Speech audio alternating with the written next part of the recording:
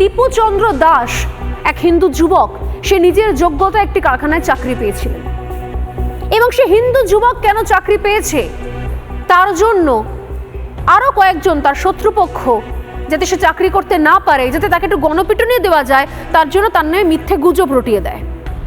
এবং সেই মিথ্যে গুজব রটানোর জন্য সবচেয়ে সহজ অস্ত্র হচ্ছে যে ও ধর্ম অবমাননা করেছে। আজ পর্যন্ত কেউ, তার সহকর্মী থেকে শুরু করে তার পরিবার, তার বন্ধু বান্ধব, এমন কোনো ভিডিও ফুটেজ, তার কর্মক্ষেত্র কেউ বলতে পারলো না যে ওই হিন্দু যুবক আদৌ এই ধরনের কোনো কথা বলেছিল কিনা। প্রত্যেকেই বলছে না, এরকম বলেনি কিছু, সে তো খুশি ছিল সে ভালো চাকরি পেয়েছে বলে, গার্মেন্টস কোম্পানিতে চাকরি পেয়েছে বলে। শুধুমাত্র ব্যক্তিগত শত্রুতার জন্য তার নামে একটা বদনাম দেওয়া হলো, একটা গুজব রটানো হলো, আর তার পরিণাম কি ভয়ঙ্কর।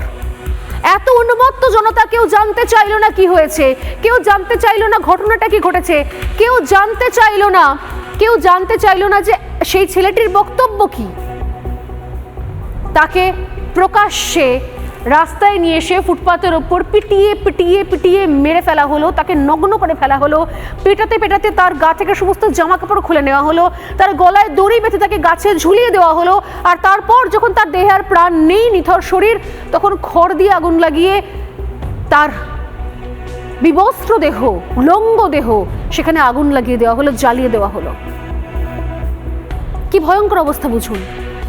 অর্থাৎ সেখানে রাজনীতি হচ্ছে অভ্যন্তরীণ, বিদ্বেষ ছড়ানো হয়েছে ভারতের বিরুদ্ধে, রাজনীতি চলছে অভ্যন্তরীণ বিভিন্ন রাজনৈতিক দল তাদের হিসেব নিকেশ সাজাচ্ছে।